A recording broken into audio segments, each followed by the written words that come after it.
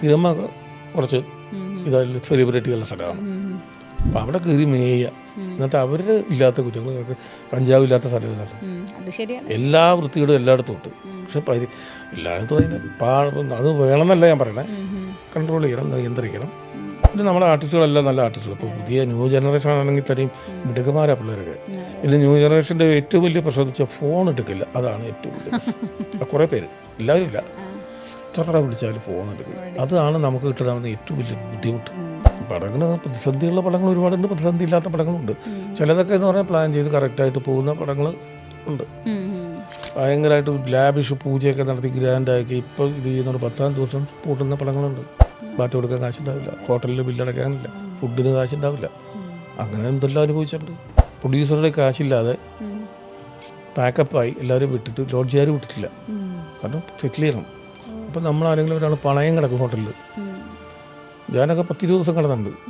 25 ദിവസമൊക്കെ ആയപ്പോഴേക്കും അവർക്ക് തന്നെ മതിയായി. എങ്ങനെയും പൊക്കോളാൻ പറഞ്ഞു, പൈസയും വേണ്ട, ഒന്നും വേണ്ട, ഇത് അവരെ കാണുകയല്ലെങ്കിൽ അറിയിക്കും.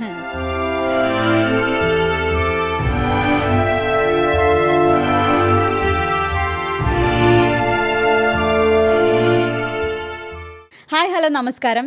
നിരവധി സിനിമകളിൽ പ്രൊഡക്ഷൻ കൺട്രോളറായും നടനായും പ്രേക്ഷകർക്ക് ഏറെ പ്രിയങ്കരനായ നന്ദു പൊതുവാളാണ് ഇന്ന് എൻ്റെ കൂടെയുള്ളത്. നമസ്കാരം ചേട്ടാ. നമസ്കാരം. ഞാൻ ആദ്യം പറഞ്ഞതുപോലെ തന്നെ ഒരു മൾട്ടി ടാസ്കിങ് മാൻ എന്ന് വേണമെങ്കിൽ വിശേഷിപ്പിക്കാം മലയാള സിനിമയുടെ. അതായത് ഒരേ സമയം പ്രൊഡക്ഷൻ കൺട്രോളറായും അല്ലെങ്കിൽ സിനിമയിൽ മൊത്തമായി പ്രവർത്തിക്കുന്ന ഒരാളാണ്. അതുപോലെ തന്നെ പ്രേക്ഷകരെ ചിരിപ്പിക്കുന്ന ഒരു വ്യക്തി കൂടിയാണ്. അപ്പോൾ എങ്ങനെയാണ് ഇതൊക്കെ രണ്ടും കൂടി കൊണ്ടുപോകാൻ പറ്റുന്നത്? അല്ല, പ്രൊഡക്ഷൻ കൺട്രോളർ കുറച്ച് പ്രയാസമുള്ള പണിയാണ്, ഒരുപാട് ഉത്തരവാദിത്തമുള്ള പണിയാണ്. അഭിനയം പ്രയാസമുള്ള പണിയാണ്, നമുക്ക് എല്ലാവർക്കും ചെയ്യാൻ പറ്റുന്ന ഒരു കാര്യമില്ല. അപ്പോൾ നമ്മൾ വർക്ക് ചെയ്യുന്ന പടങ്ങളിലൊക്കെ നമ്മൾ സമയം കണ്ടെത്തി ഒരു വേഷം ചെയ്യുക. അല്ലാത്ത പടങ്ങളിലും ചെയ്യാറുണ്ട്, വിളിക്കുമ്പോൾ പോയി ചെയ്യും. അപ്പോൾ പിന്നെ നമുക്ക് മറ്റേ പ്രൊഡക്ഷൻ്റെ ഉത്തരവാദിത്വമില്ല. നമ്മൾ വർക്ക് ചെയ്യുന്ന പടത്തിലാകുമ്പോൾ 2 ഉത്തരവാദിത്വങ്ങൾ വരും. നമ്മൾ ജസ്റ്റ് മെയിൻ്റെ നമ്മുടെ കൂടെ അസിസ്റ്റൻസ് ഒക്കെ ഉള്ളതുകൊണ്ട് കുറേയൊക്കെ അവർ മെയിൻറ്റെയിൻ ചെയ്ത് പോകുന്നുണ്ടല്ലേ. അപ്പോൾ ചേട്ടൻ്റെ ഒരു ട്രേഡ് മാർക്ക് ഞാൻ വന്നപ്പോൾ തന്നെ ഒരു ശ്രദ്ധിച്ചൊരു കാര്യം, ഈ ഒരു ഗോപിക്കുറിയാണ്. പണ്ട് തൊട്ടേ ഞാൻ ഒരുപാട് വർഷങ്ങളായിട്ട് തുടർന്നാണ്. ഇത് മൂകാംബിക ക്ഷേത്രത്തിലേക്ക് ഒരുപാട് വർഷങ്ങളായിട്ട് തുടർന്നു. അതെപ്പോഴും പണ്ട് നമ്മളെപ്പോഴും അല്ലെങ്കിൽ സിനിമ സെറ്റുകളിലായാലും അതെ, സിനിമ സീനുകളിലൊക്കെ കാണുമ്പോൾ ഇപ്പോഴും നമ്മൾ ഇതേ ഒരു മുഖം നമ്മളെപ്പോഴും കാണാറുണ്ട്. അപ്പോൾ ഈ ഒരു പ്രൊഡക്ഷൻ മേഖലയിൽ അല്ലെങ്കിൽ സിനിമ മേഖലയിലോട്ട് എങ്ങനെയാണ് ശരിക്കും ചേട്ടൻ വരുന്നത്? സിനിമ ഇൻഡസ്ട്രിയിലേക്ക് വന്നത് തന്നെ അപ്രതീക്ഷിതമാണ്. ഞാൻ നാട്ടിൽ ഈ ഹാസ്യകലാ പരിപാടികളൊക്കെ നടത്തി പഠിക്കുന്ന കാലത്ത്, കോളേജിൽ പഠിക്കുന്ന കാലത്ത്, അന്ന് മോണാക്ട് എന്ന് പറയാം. ഇത് ഞാൻ പല ഇൻ്റർവ്യൂവിലും പറഞ്ഞിട്ടില്ല. ഒരുപാട് ചെറിയ ചെറിയ പ്രോഗ്രാമുകൾ 1-2 പേരും ചേർന്ന് ഇങ്ങനെ അമ്പലങ്ങളിലും ചില ക്ലബ്ബുകളിലൊക്കെ നടത്തിക്കൊണ്ടിരുന്നതാണ്. അങ്ങനെ ഇവിടെ നിന്നെല്ലാം പോയി പഠിത്തം കഴിഞ്ഞ് ഞാൻ നേരെ ബോംബെ പോയി. ബോംബെയിലാണ് എൻ്റെ ഒരു ജീവിതം ആരംഭിക്കുന്നത്. ജോലിയായിരുന്നു. അവിടെ ഞാൻ ചെന്ന് ചില കലാപ്രസ്ഥാനങ്ങളുമായിട്ട് ഇടപെട്ടു. അവിടെ ഒരു ഓർക്കസ്ട്ര തുടങ്ങി, തരംഗിണി ഓർക്കസ്ട്ര മുംബൈ. അതിലൊരുപാട് പ്രോഗ്രാമുകൾ ചെയ്തു. അവിടെ വെച്ച് ഞാൻ യാദൃശ്ചികമായിട്ട് അബിയെ പരിചയപ്പെട്ടു. അബി ഇന്ന് ഇല്ല, അറിയാലോ, അബി ഷൈനികത്തിൻ്റെ പാപ്പ. അബി ഞാനും കൂടെ ചേർന്ന് ഒട്ടനവധി പ്രോഗ്രാം ബോംബെയിൽ അവതരിപ്പിച്ചു. ശേഷം അബി ഇങ്ങ് പോന്നു കഴിഞ്ഞപ്പോൾ അബിയാണ് എന്നെ തിരിച്ച് ഇങ്ങോട്ട് കൊണ്ടുവന്നത്. ഞാൻ അവിടെ 15-14 വർഷം കഴിഞ്ഞിട്ട് ഞാൻ ബോംബെ വിട്ടു. ബോംബെ വിട്ടെങ്കിലും കണക്ഷൻ വച്ചിരുന്നു. ഇവിടെ വന്ന് അബിയുടെ ട്രൂപ്പിൽ ജോയിൻ ചെയ്തു. കൊച്ചിൻ ഓസ്കാർ കഴിഞ്ഞ് കൊച്ചിൻ സാഗർ എന്നൊരു ട്രൂപ്പ് തുടങ്ങി. അതിനകത്ത് അതിൻ്റെ ഗ്രൂപ്പ് മാനേജറായിരുന്നു. അതിനകത്ത് നമ്മൾ പ്രോഗ്രാം ചെയ്യുമായിരുന്നു. ഞാൻ അബി, ദിലീപ് അന്ന് നടനായിട്ടില്ല, അസിസ്റ്റൻ്റ് ഡയറക്ടറാണ്. നാദിർഷ, സലീം കുമാർ, കോട്ടയം നസീർ, സാഗർ ഷിയാസുദൂർ, അത് ഇപ്പോൾ മരിച്ചുപോയി. അങ്ങനെ ഒരുപാട് ഇന്ന് പേരുള്ള പല ആർട്ടിസ്റ്റുകളും അതിലുണ്ടായിരുന്നതാണ്. അവരുടെ കൂടെ കൂടി അങ്ങനെ വന്ന് മിമിക്സ് ഡ്രാമ, മിമിക്സിൻ്റെ പേരിൽ ഒരുപാട് വീഡിയോ കാസറ്റുകളാണ്. അതിൻ്റെയൊക്കെ പ്രൊഡക്ഷൻ്റെ ചാർജ് എനിക്കായിരുന്നു. അപ്പോൾ ആ കാലഘട്ടത്തിൽ അത് ഡയറക്റ്റ് ചെയ്യാൻ ലാൽ ജോസൊക്കെ വരെയായിരുന്നു. അപ്പം അന്ന് അവർ പറഞ്ഞ്, നിനക്ക് സിനിമയിൽ ശ്രദ്ധിക്കാം, പ്രൊഡക്ഷൻ മാനേജറായിട്ട് പണി വർക്ക് ചെയ്താൽ നിനക്ക് ഷൈൻ ചെയ്യാൻ പറ്റുന്നു. അങ്ങനെ എന്നെ ദിലീപാണ് സിനിമയിൽ ഇൻട്രൊഡ്യൂസ് ചെയ്തത്. അതെ, അത് ഞാൻ എപ്പോഴും പറയുന്നത് കേട്ടിട്ടുണ്ട്. ലേലം എന്ന പടമാണ് ഞാൻ ആദ്യമായിട്ട് പ്രൊഡക്ഷനിലേക്ക് കയറി. അഭിനയം അതിനു മുമ്പ് ചെയ്യുന്നുണ്ട്. പ്രൊഡക്ഷൻ മേഖലയിലേക്ക് എന്നെ സെവനാർട്സ് മോഹനേട്ടൻ പറഞ്ഞിട്ടോ സെവനാർട്സ് മോഹനെ പരിചയപ്പെടുത്തി. മോഹനേട്ടനാണ് എൻ്റെ അസിസ്റ്റൻ്റ് ആക്കിയിട്ട്. ജോഷി സാറിൻ്റെ പടമാണ്, സൂപ്പർ ഹിറ്റുമാണ് ലേലത്തിലാണ് എൻ്റെ കാൽവെപ്പ്. അതെ, അതിലായിരുന്നു അല്ലേ? അതെ, അതിൽ നിന്ന് പോന്നു. അപ്പോൾ ദിലീപേട്ടനായിട്ടുള്ള ഒരു ആത്മബന്ധം എങ്ങനെയാണ്? അല്ലെങ്കിൽ അന്ന് എന്ന് പറഞ്ഞു കഴിഞ്ഞാൽ ആ ഒരു കാലഘട്ടത്തിൽ ഇപ്പം മിമിക്രിയിൽ നിന്ന് വരുന്ന ഒരു അല്ലെങ്കിൽ സിനിമയിൽ വരുന്ന ഒരു കാലഘട്ടം ഉണ്ടായിരുന്നു ഒരു സമയത്ത്. ഒരു മിമിക്രി താരങ്ങളെ വെച്ച് സിനിമകൾ ഉണ്ടായിരുന്നു. ഞങ്ങൾ ഒരു പടം ചെയ്തതാണ് മിമിക്രി ആക്ഷൻ 500 മുഴുവൻ മിമിക്രി താരങ്ങൾ ഉണ്ടായിരുന്നു. അപ്പോൾ എങ്ങനെ ദിലീപേട്ടനായിട്ടുള്ള ഒരു ആത്മബന്ധം എങ്ങനെയായിരുന്നു? മിമിക്രിയിൽ നിന്ന് വന്നതാണ്. ദിലീപിനെ എനിക്ക് പരിചയപ്പെടുത്തി തരുന്നത് എൻ്റെ നാട്ടുകാരൻ ജോർജ്, ഏലൂർ ജോർജാണ് എനിക്ക് ദിലീപിനെ പരിചയപ്പെടുത്തി തരുന്നത്. അന്ന് മുതൽ ദിലീപായിട്ട് ഒരുപാട് കാര്യങ്ങൾ സഹകരിച്ച് ഓഡിയോ കാസറ്റിലും വീഡിയോ കാസറ്റിലൊക്കെ സഹകരിച്ച് പ്രോഗ്രാം ഒന്നിച്ച് സ്റ്റേജുകളിൽ കളിച്ച് അങ്ങനെ ദിലീപുമായിട്ട് കൂടുതൽ അടുപ്പമായപ്പോൾ ദിലീപ് തന്നെയാണ് എന്നെ റെക്കമെൻഡ് ചെയ്തതും അവസരം വാങ്ങിച്ചു തന്നതല്ലേ. അപ്പോൾ അതിനുശേഷം ദിലീപേട്ടൻ ചെയ്ത കുറേ സിനിമകളിൽ ഒരുപാട് പടങ്ങളിൽ വെട്ടത്തിലായാലും കല്യാണരാമനിലായാലും ഈ പറക്കും തളിക, കേശു, വീടിന്റെ നാഥൻ, ഇതിലൊക്കെ ഉണ്ടായിരുന്നു. അപ്പോൾ അതാ ഞാൻ പറയുന്നത്, ശരിക്കും അതൊരു ലക്കായിരുന്നു ദിലീപേട്ടൻ്റെ സിനിമകൾ അഭിനയിച്ചപ്പോൾ. ആ കാലങ്ങളിലുള്ള എല്ലാ പടങ്ങളും ദിലീപിൻ്റെ ഓടുന്ന പടങ്ങളായിരുന്നു, സൂപ്പർ ഹിറ്റ് പടങ്ങളായിരുന്നു, കോമഡിക്ക് പ്രാധാന്യമുള്ള പടങ്ങളായിരുന്നു. അപ്പോൾ ഒരുപാട് ക്യാരക്ടറുകൾ അതിനകത്ത് ഉണ്ടാകാറുണ്ട്. ദിലീപിൻ്റെ കൂടെ നിൽക്കുന്ന ഒരുപാട് പേര് അതിനകത്ത് അഭിനയിച്ചിട്ടുണ്ട്. അതെ. അപ്പോൾ ആ സിനിമയൊക്കെ ശരിക്കും പറഞ്ഞാൽ ഇപ്പം നേരത്തെ പറഞ്ഞ പോലെ തന്നെ ഹിറ്റായിരുന്നു. അത് എടുത്തു പറയേണ്ട കാര്യം ഇപ്പം പറയേണ്ട ആവശ്യമില്ല. ചേട്ടനെ കാണുമ്പോൾ തന്നെ നമുക്ക് വെട്ടത്തിലെ സീനും അല്ലെങ്കിൽ കല്യാണരാമനിലെ സീനൊക്കെ നമുക്ക് എപ്പോഴും ഓർമ്മ വരും. എനിക്ക് അങ്ങനെ ഒരു ഭാഗ്യം കിട്ടിയിട്ടുണ്ട്. ഞാൻ അഭിനയിച്ച പടങ്ങളിലൊക്കെ ഒട്ടുമിക്കതും ഹിറ്റായിട്ട് പോയിട്ടുണ്ട്. അതെ, ശ്രദ്ധിക്കപ്പെടുന്ന സീനുകളും കിട്ടിയിട്ടില്ല. അങ്ങനെ ഒരു ഭാഗ്യം കിട്ടിയിട്ടുണ്ട്. പക്ഷെ ഇത്രയും ഒരു കഥാപാത്രങ്ങളൊക്കെ ഇപ്പം അങ്ങോട്ട് വന്നു പോകുന്ന കഥാപാത്രങ്ങളായാലും എപ്പോഴും ഒരു ത്രൂ ഔട്ട് ക്യാരക്ടർ ഞാൻ ചെയ്തിട്ടുണ്ട്. സദാനന്ദൻ്റെ സമയം ത്രൂ ഔട്ടാണ്. ജന്മം എന്ന് പറഞ്ഞു പഠിച്ചു ത്രൂ ഔട്ടാണ്. സുരേഷ് ജോഷി സാറിൻ്റെ പടം, പക്ഷെ അത് ഇറങ്ങിയിട്ടില്ല. അതുപോലെ ഇപ്പോൾ ഭരതനാട്യത്തിലുണ്ടായിരുന്നു. അതിന്റെ രണ്ടാം ഭാഗം ഇറങ്ങാൻ പോവാം, മോഹിനിയാട്ടം.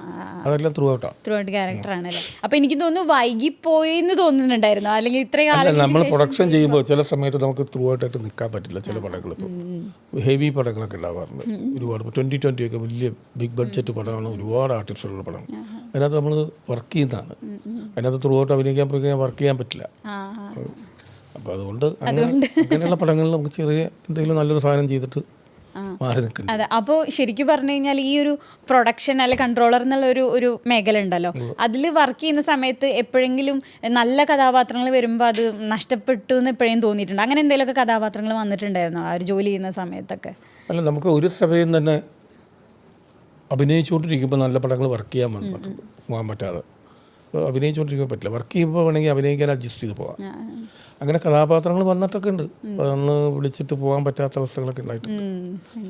അത് പറഞ്ഞു. പിന്നെ എന്താ വെച്ചാൽ ഈ നമുക്ക് ജീവിക്കണമെങ്കിൽ ജോലി വേണം. ജോലി എന്നുള്ള പ്രൊഡക്ഷനിൽ കൂടിയാണ് നമുക്ക് എന്തെങ്കിലും സമ്പാദിക്കാൻ പറ്റും. സമ്പാദിക്കുകയല്ല, കാര്യങ്ങൾ നടക്കാൻ പറ്റും.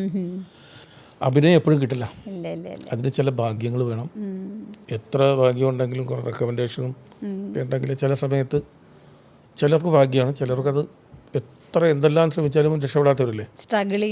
ഒരുപാട് സ്ട്രഗിൾ ചെയ്തിട്ട് രക്ഷപ്പെടാത്തവരുണ്ട്, ഒരുപാട് സ്ട്രഗിൾ ചെയ്ത് രക്ഷപ്പെട്ടവരുണ്ട്. അപ്പോൾ മറ്റതും സ്ട്രഗിൾ ചെയ്യണം. മറ്റത് പക്ഷേ ആ ഒരു ലൈൻ കിട്ടി അതിൽ ആ ലൈനിൽ കൂടെ പോകുന്നതുകൊണ്ട് നമ്മളെ കാര്യങ്ങൾ നടന്നു പോകും. അഭിനയം നോക്കി നിന്ന് ഇപ്പോൾ വിളിക്കും വിചാരിച്ചാൽ വീട്ടിലിരിക്കുകയുള്ളൂ. അപ്പോൾ നമുക്കൊക്കെ അങ്ങനെ ഒരു രീതിയിൽ പോകേണ്ടി വന്നതുകൊണ്ടാണ് കൂടുതൽ അഭിനയത്തിലേക്ക് ശ്രദ്ധിക്കാൻ പറ്റാത്തത് പോയത്. പക്ഷേ ശരിക്കും പറഞ്ഞു കഴിഞ്ഞാൽ അഭിനയിക്കണം, അല്ലെങ്കിൽ ഒരു നടനാവണം എന്ന ഒരു തീരുമാനത്തിലല്ലേ വന്നത്? ശരിക്കും അഭിനയിക്കാനുള്ള ആഗ്രഹം കൊണ്ടായിട്ടാണ് വന്നത്. ഇതിൽ പോയാൽ അഭിനയിക്കാനെങ്കിലും സാധിക്കുമല്ലോ എന്നുണ്ട്. അപ്പോൾ ഇപ്പോഴെങ്കിലും ഇങ്ങനെ നമുക്ക് അങ്ങനെ ഒരു നഷ്ടബോധം എപ്പോഴും ഉണ്ടായിട്ടുണ്ടോ? അല്ലെങ്കിൽ ഈ ഒരു ചില ക്യാരക്ടറുകളൊക്കെ കാണുമ്പോൾ പക്ഷേ നമുക്ക് ചെയ്യാമായിരുന്നു, കിട്ടിയിരുന്നു, നമുക്ക് തന്നില്ലല്ലോ എന്നൊക്കെ ആലോചിക്കാറുണ്ട്. ചിലവർ ചെയ്യുന്നത് കണ്ടിട്ട് നമുക്ക് തന്നെ തോന്നും നമുക്ക് കിട്ടിയിരുന്നെങ്കിൽ. അതെ. പക്ഷെ വേറൊരു കാര്യം എന്ന് പറഞ്ഞു കഴിഞ്ഞാൽ ചേട്ടാ അഭിനയിച്ച സിനിമകളിലൊക്കെ എല്ലാവരും ആ ഒരു കഥാപാത്രം ഓർത്തെടുക്കുക എന്ന് പറഞ്ഞ വലിയൊരു കാര്യമാണ്. അപ്പൊ പല ആർട്ടിസ്റ്റുകളും സിനിമയിൽ അഭിനയിച്ചാലും അവരൊരു സിനിമയിൽ അഭിനയിച്ചു പോകുന്നു, അവരുടെ ഒരു കഥാപാത്രം എല്ലാവരും ഏറ്റെടുക്കണം എന്നൊന്നുമില്ല. പക്ഷെ ചേട്ടനെ എപ്പോൾ കണ്ടാലും പുറത്തുനിന്ന് കണ്ടാൽ എല്ലാവരും ഒരു റെക്കഗ്നൈസ് ചെയ്യാറുണ്ടല്ലോ അല്ലേ? ഏതെങ്കിലും കഥാപാത്രം പറയുകയും ചെയ്യും. അതെ, അതാണ് ഏറ്റവും വലിയൊരു കാര്യം എന്ന് പറയുന്നത്. അത് ശരിയാണ് കാര്യം എന്ന് പറയുന്നത്. പിന്നെ അതുപോലെ തന്നെ ഈ ഒരു പ്രൊഡക്ഷൻ കൺട്രോൾ എന്ന് പറയുന്നത് ഇപ്പോൾ ഒരു സംവിധായകനും നിർമ്മാതാവിൻ്റെ ഇടയിൽ നിൽക്കുന്ന അല്ലെങ്കിൽ ഇതിലൊക്കെ എല്ലാത്തിലും ഇടപെടുന്ന ഒരാൾ തന്നെയാണല്ലോ. അപ്പോൾ അതെങ്ങനെയാണ് ബാലൻസ് ചെയ്തുകൊണ്ടാണ് അവരായിട്ടുള്ള പ്രൊഡക്ഷൻ കൺട്രോൾ എന്ന് പറഞ്ഞു കഴിഞ്ഞാൽ നമ്മൾ പ്രൊഡ്യൂസറെ സേവ് ചെയ്യുകയും വേണം, ഡയറക്ടറെ ഫേവർ ചെയ്യുകയും വേണം. രണ്ടും ചെയ്യണം. പ്രൊഡ്യൂസർ ഉണ്ടെങ്കിലും സിനിമയുള്ളൂ. പക്ഷേ നല്ല ഡയറക്ടറും വേണം. അപ്പോൾ ഉദാഹരണത്തിന് ഇപ്പോൾ ഡയറക്ടർ എന്തെങ്കിലും കാര്യങ്ങൾ ഭയങ്കരമായിട്ട് ഡിമാൻഡ് ചെയ്യാണ്, ഇത് എനിക്ക് കിട്ടിയേ പറ്റുമോ, അത് വേണമെന്ന് പറയുമ്പോൾ പ്രൊഡ്യൂസർ പറയുകയാണ് അതെനിക്ക് അത്രയും കൊടുക്കാൻ പറ്റില്ല, അതിനുള്ള ബഡ്ജറ്റ് ഇല്ല എന്ന് പറയുമ്പോൾ അതിൻ്റെ ഈക്വൽ ഇടയിലൊരു സിറ്റുവേഷൻ നമ്മൾ കൊണ്ടുവരാം. ഒരു 10 ദിവസം കൂടി ചെയ്യണം എന്ന് പറഞ്ഞാൽ അത് 5 ദിവസം ആക്കിച്ച് പ്രൊഡ്യൂസറെയും സേവ് ചെയ്ത് ഡയറക്ടറെയും ഫേവർ ചെയ്ത് അങ്ങനെ കൊണ്ടുപോകുക. അത് ഇത്തിരി ടെൻഷനുള്ള പണിയാണ്. അത് കൊണ്ടുപോവുക എന്നുള്ളത് പ്രൊഡക്ഷൻ കൺട്രോളിൻ്റെ ഉത്തരവാദിത്തമാണ്.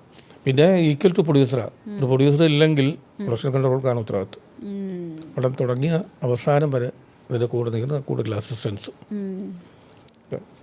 ഏറ്റവും കൂടുതൽ കഷ്ടപ്പെടുത്തി രാവിലെ എഴുന്നേൽക്കുന്നതും രാത്രി വൈകി ഉറങ്ങുന്നതും പ്രൊഡക്ഷൻകാരാണ്. നമ്മൾ പൈസ അവസാനം കിട്ടുന്നതും നമുക്കാണ്.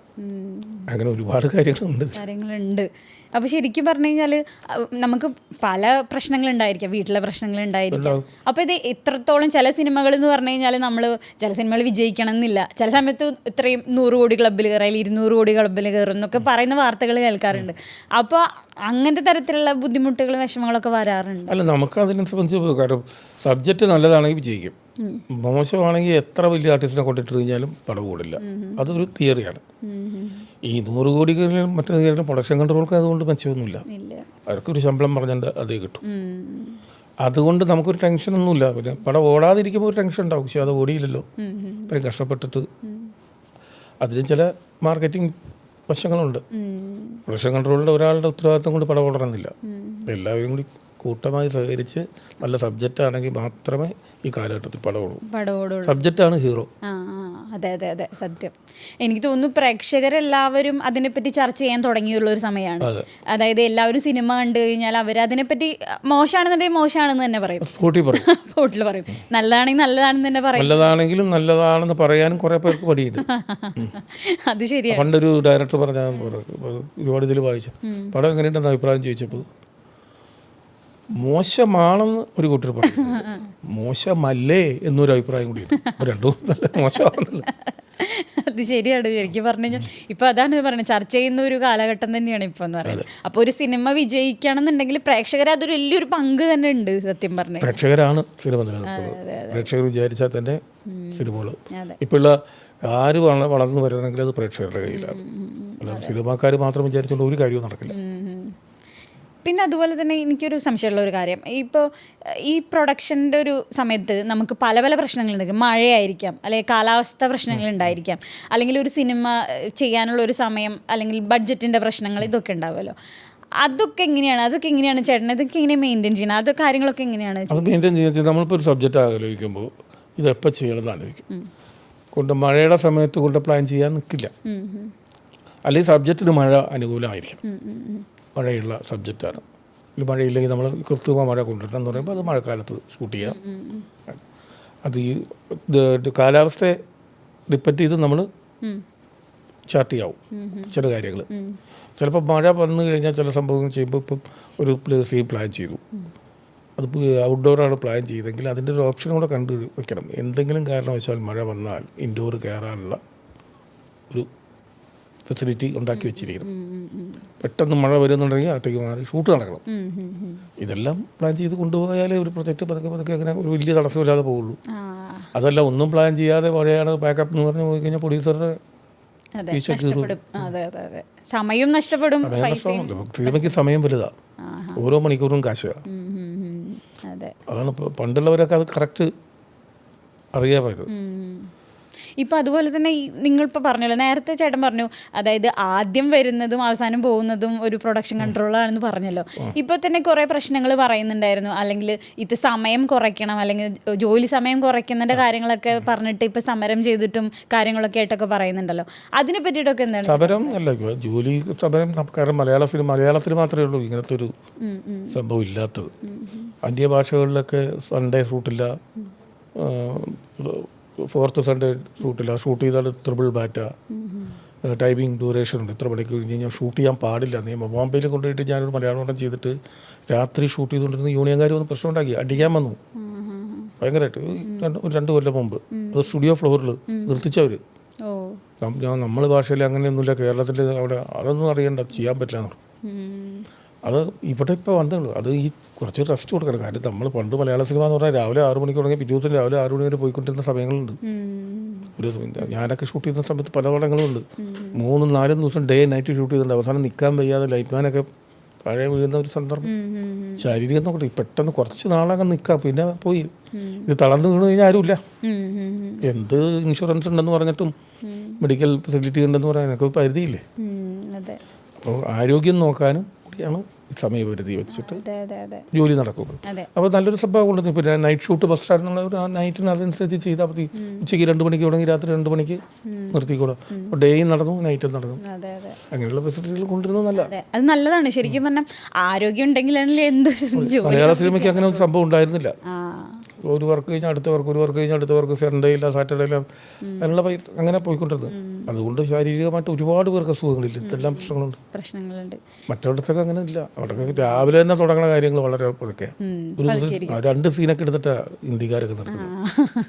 പൈസ അത് പക്ഷെ അവർക്ക് ഒരുപാട് പൈസ 8 ടെറിട്ടറിയുള്ള സ്ഥലമല്ലേ. നമ്മൾ കേരളത്തിൽ ഒറ്റ ചുറ്റുവട്ടിക്കകത്ത് കളിക്കുന്ന പടമല്ലേ, അതിലുള്ള വരായികയല്ലോ. ഇപ്പോഴല്ലേ അവിട്ട് കേരളത്തിന് പുറത്ത് ഇന്ത്യക്ക് പുറത്തുമൊക്കെ പോയി തുടങ്ങിയത്. ശരിയാ. പക്ഷെ എന്നാലും നേരത്തെ അറ്റ് ദി എൻഡ് ഓഫ് എന്ന് പറയുന്നത് ഈ ആരോഗ്യം തന്നെയാണ്. ആരോഗ്യം കളഞ്ഞിട്ട് ജോലി ചെയ്യാൻ പറ്റില്ല. അത് ഏത് ജോലിയായാലും നമുക്ക് ആരോഗ്യത്തിലേക്ക് ജോലി ചെയ്യാം. കാരണം ഇവരുടെ അവസാന കാലത്ത് സഹായിക്കാൻ പോലും ആരുമില്ല. നമുക്കിപ്പോൾ എന്തെല്ലാം ഫെസിലിറ്റി ഉണ്ട്, അതുണ്ട്, ഇവരുണ്ട്, ഇൻഷുറൻസ് ഉണ്ട് എന്നൊക്കെ പറഞ്ഞാലും എല്ലാത്തിനും ഒരു പരിധിയിൽ കുറയുമ്പോൾ അത് നിൽക്കും. മരുന്നിന് പോലും കാശില്ലാത്തവർ എത്ര പേരുണ്ട്. ഇതൊക്കെ നിങ്ങളിത് നേരിട്ട് കാണുന്നത് കൊണ്ട്, നിങ്ങൾ അനുഭവിക്കുന്നത് കൊണ്ട് തന്നെ ഇത് നമ്മളെക്കാട്ട് കൂടുതൽ നിങ്ങൾക്ക് അത് മനസ്സിലാവും. സിനിമയിൽ വർക്ക് ചെയ്യുന്ന നമുക്ക് ഓരോരുത്തർ വന്ന് നമ്മളത് പറയുമല്ലോ, ഇതിന് മുന്നേ ഒരു വേഷം ഉണ്ടായിട്ടാ. എത്ര പേര് ഈ മീറ്റിങ്ങിനൊക്കെ വരുമ്പോൾ കാണുമ്പം ഷുഗറാണ്, കാശില്ല, അതാണ്, വാടക കൊടുത്തിട്ടില്ല, എന്തെങ്കിലും വേഷം അങ്ങനെ എന്തെങ്കിലും വേഷം എന്ന് പറയുമ്പോൾ ഇപ്പോഴത്തെ സംബന്ധിച്ചിടത്തോളം ഏറ്റവും കൂടുതൽ പ്രശ്നം എന്ന് വെച്ചാൽ സ്ത്രീ കഥാപാത്രങ്ങൾ വളരെ കുറവാണ് സിനിമയിൽ. എഴുതുന്നതിൽ വളരെ കുറവല്ലേ. പിന്നെ എവിടുന്ന് വേഷം കൊടുക്കും? പിന്നെ പണ്ടൊക്കെ എന്ന് പറഞ്ഞു കഴിഞ്ഞാൽ നമ്മളൊക്കെ നിന്ന് ഡിസ്കസ് ചെയ്ത് ഡയറക്ടറൊക്കെ ആയിട്ട് ആ വേഷം പോകും. ഇപ്പം അങ്ങനെയല്ല. ഇപ്പം പ്രൊജക്റ്റ് വരുന്നതേ വിത്ത് ടെക്നീഷ്യനും ആർട്ടിസ്റ്റുമായിട്ടാണ്.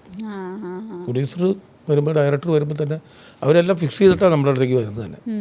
അപ്പോൾ നമ്മൾ ആ ക്യാരക്ടർ അത് ഇന്നാളെ കിട്ടോ അവർ ഫിക്സ് ചെയ്ത് കഴിച്ചു.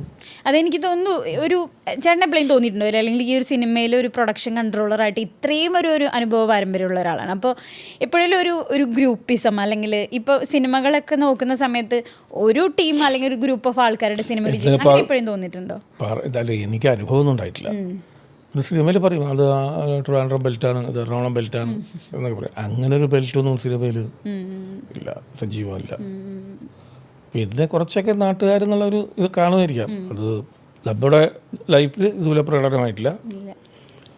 ഈ ഗ്രൂപ്പിസം ഉണ്ട്, അല്ലെങ്കിൽ ജാതി നോക്കും, വർഗീയത എന്നൊക്കെ അങ്ങനെ ആൾക്കാർ പറയുന്നുണ്ടല്ലോ. നമ്മളങ്ങനെ കലാകാരന്മാർക്ക് അത് ഉണ്ടാവാറില്ല അല്ലേ.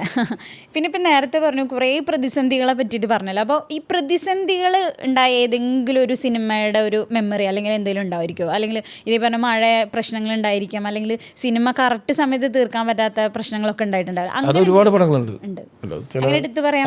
അങ്ങനെ ആർട്ടിസ്റ്റ് ഡേറ്റിൻ്റെ പ്രശ്നം കൊണ്ട് തീരാതെ വരും. സാമ്പത്തിക പ്രശ്നം വന്ന് നിന്ന് പോയ പടങ്ങളുണ്ട്. ലൊക്കേഷൻ ഇല്ല വന്ന അവസാനം അത് ശരിയാവാതെ പോസ്റ്റ്പോൺ ചെയ്ത് പിന്നെ ചെയ്യാന്നുള്ള മട്ടിൽ പിന്നെ അത് നടക്കാതെ പോയ പടങ്ങളുണ്ട്. പടങ്ങൾ പ്രതിസന്ധിയുള്ള പടങ്ങൾ ഒരുപാടുണ്ട്, പ്രതിസന്ധി ഇല്ലാത്ത പടങ്ങളുണ്ട്. ചിലതൊക്കെ എന്ന് പറഞ്ഞാൽ പ്ലാൻ ചെയ്ത് കറക്റ്റായിട്ട് പോകുന്ന പടങ്ങൾ ഉണ്ട്. ചിലതങ്ങനെയല്ല, ഇത് ആരംഭശൂരത്തോട് വന്നിട്ട് ഭയങ്കരമായിട്ട് ലാവിഷ് പൂജയൊക്കെ നടത്തി ഗ്രാൻഡാക്കി ഇപ്പോൾ ഇത് ചെയ്യുന്ന 10-ാം ദിവസം പൂട്ടുന്ന പടങ്ങളുണ്ട്. ബാറ്റ് കൊടുക്കാൻ കാശുണ്ടാവില്ല, ഹോട്ടലിൽ ബില്ലടക്കാനില്ല, ഫുഡിന് കാശുണ്ടാവില്ല. അങ്ങനെ എന്തെല്ലാം അനുഭവിച്ചിട്ടുണ്ട്. നമ്മൾ പ്രളയം കിടന്നുണ്ട്, പ്രൊഡ്യൂസറുടെ കാശില്ലാതെ പാക്കപ്പായി എല്ലാവരും വിട്ടിട്ട് ലോഡ്ജുകാർ വിട്ടിട്ടില്ല, കാരണം സെറ്റിൽ ചെയ്യണം. അപ്പം നമ്മൾ ആരെങ്കിലും ഒരാൾ പണയം കിടക്കും ഹോട്ടലിൽ. ഞാനൊക്കെ 10-20 ദിവസം കിടന്നുണ്ട്. 25 ദിവസമൊക്കെ ആയപ്പോഴേക്കും അവർക്ക് തന്നെ മതിയായി. എങ്ങനെയും പൊക്കോളാൻ പറഞ്ഞു, പൈസ വേണ്ട, ഒന്നും വേണ്ട, ഇത് അവരെ കാണുകയല്ലെങ്കിൽ അറിയിക്കും. അല്ല, എനിക്ക് തോന്നുന്നു എല്ലാവരുടെയും ഒരു കൂട്ടായ ഒരു പരിശ്രമം തന്നെ ഒരു സിനിമ എന്ന് പറയുന്നത്. പക്ഷേ ചേട്ടൻ എപ്പോഴും തോന്നിയിട്ടുണ്ട്, അതായത് ഒരു താരങ്ങൾക്ക് കൊടുക്കുന്ന ഒരു പരിഗണന ഈ ഒരു ടെക്നിക്കൽ സൈഡിലുള്ള എത്രയോ ആളുകളുണ്ട്, അതിന് കഷ്ടപ്പെടുന്ന സിനിമയ്ക്ക് വേണ്ടി കഷ്ടപ്പെടുന്ന എത്രയോ പേരുണ്ട്, അവർക്ക് നൽകുന്നില്ല എന്ന് എപ്പോഴെങ്കിലും തോന്നിയിട്ടുണ്ട്? അവർക്ക് നൽകുന്നില്ല. ചില താരങ്ങളെ പരിഗണിക്കുന്ന പോലെ മറ്റുള്ളവരെ മുമ്പായിരുന്നത്. ഇപ്പം യൂണിയനും കാര്യങ്ങളൊക്കെ വന്നപ്പോൾ എല്ലാവർക്കും യൂണിയൻ വഴിയാണല്ലോ എല്ലാം സേഫായിട്ട് കാര്യങ്ങളും കാശായാലും എല്ലാം വരുന്നുണ്ട്. പണ്ട് 2 തട്ടുണ്ടായിരുന്നു എന്ന് പറഞ്ഞത്, കാരണം താരങ്ങൾ വേറെ ബാക്കിയുള്ളവരൊക്കെ ഒരു. പക്ഷെ പണ്ട് എല്ലാവരും ഒന്നിച്ചാണ് ഇരുന്നിരുന്നെന്നും പറയാറുണ്ട്.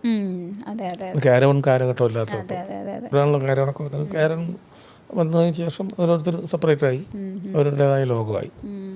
പണ്ട് അങ്ങനെയല്ലോ, പണ്ടെല്ലാവരും ഒരു സ്ഥലത്ത് ഒരുങ്ങി അങ്ങനെയല്ലേ പഴയ നമ്മുടെ പ്രേംദാസ് സാറിൻ്റെ കാലമൊക്കെ. അതെ അതെ. അപ്പോൾ ശരിക്കും പറഞ്ഞു കഴിഞ്ഞാൽ ആ ഒരു കാലഘട്ടം തുടങ്ങി ഈ ഒരു നിമിഷം വരെയുള്ള ഒരു മാറ്റം ഭയങ്കര മാറ്റമാണ്. കാരണം വെച്ചാൽ അന്നെന്ന് പറഞ്ഞാൽ എല്ലാം ആഹാരത്തിൻ്റെ കാര്യത്തിലായാലും കണക്കുകളും എല്ലാ കാര്യങ്ങളും ഒന്നിച്ചും ഓരോ ഇതുകൊണ്ട് ഇത്ര ദിവസം കൊണ്ട് ചീർത്തോളണമെന്നുണ്ട്, അത്ര ദിവസം കൊണ്ട് തീരും.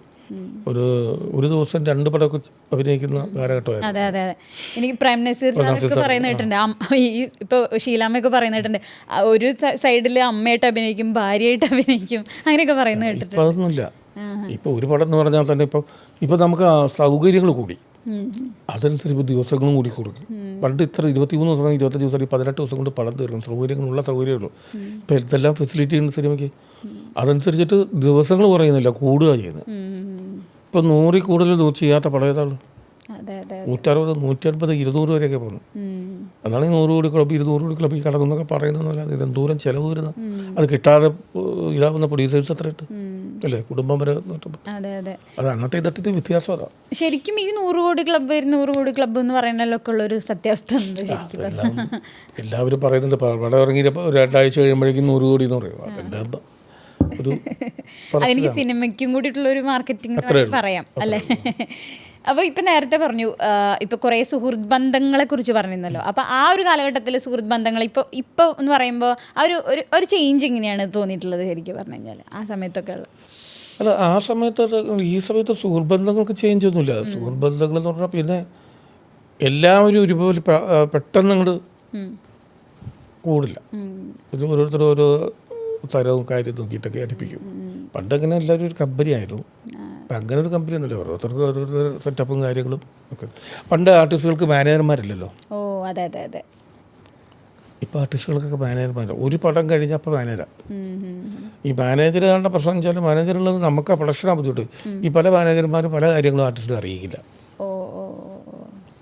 അങ്ങനെയുള്ളൊരു വ്യത്യാസമുണ്ട്. വിളിച്ച് പറയാം, വൈകുന്നേരം വിളിക്കേട്ട രാവിലെ ഞാൻ പറഞ്ഞപ്പോൾ തിരിച്ച് വിളിക്കാമെന്ന് പറഞ്ഞു. പിന്നെ അങ്ങനെ കാണുമ്പോഴാണ് എനിക്ക് പറയാം ആർട്ടിസ്റ്റ് ഞാൻ അറിഞ്ഞില്ലല്ലോ, അവരോട് പറഞ്ഞിട്ടുണ്ടായിരിക്കും. എനിക്കുണ്ടായിട്ടുണ്ടായിരുന്നു. ആളെ ഞാൻ പറയുന്നില്ല, ആരാന്ന് പറയുന്ന ഇതേപോലെ വിളിച്ചിട്ടുണ്ടായിരിക്കും. പല പ്രാവശ്യം വിളിച്ച് ഞാൻ ആളെ കണ്ട് ചോദിച്ചു. ബോംബെ പടത്തിന് വേണ്ടിയിട്ട് ഞാൻ ചോദിച്ചപ്പോൾ ചേട്ടൻ എൻ്റെ അടുത്ത് വന്നാൽ പറയായിരുന്നോ, ചേട്ടൻ പറഞ്ഞെങ്കിൽ ഞാൻ പറഞ്ഞു നിങ്ങളുടെ അടുത്ത് വരാൻ പല പ്രാവശ്യം ചോദിച്ചപ്പോൾ വൈകുന്നേരം ഉണ്ടാവുള്ളൂ, രാവിലെ ഉണ്ടാവില്ല. പിന്നെ അങ്ങനെ വിളിച്ച് പുള്ളി ഫയർ ചെയ്തു. അതിനുശേഷം നേരിട്ട് നടന്നു. പക്ഷേ ഒരു 2 മാസം വെറുതെ പോയി. അതെ അതെ.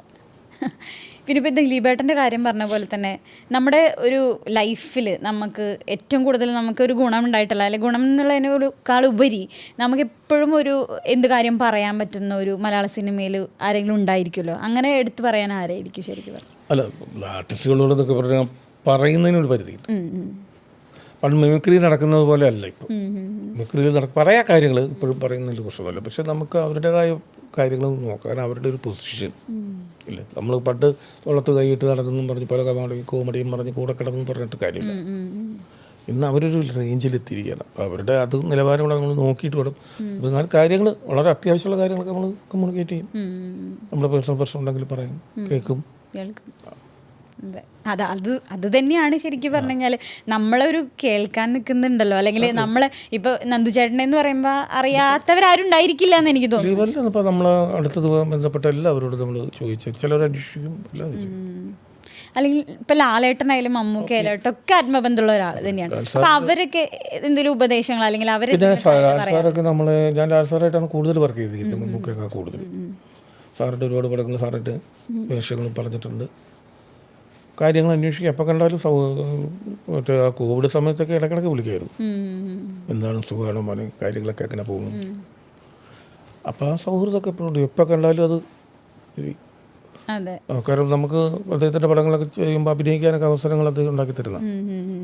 ഞാൻ അദ്ദേഹത്തിൻ്റെ പടം ദിലീപ് കഴിഞ്ഞ ഏറ്റവും കൂടുതൽ ഞാൻ അഭിനയിച്ചിരിക്കുന്നത് വർക്ക് ചെയ്തിരിക്കുന്നത്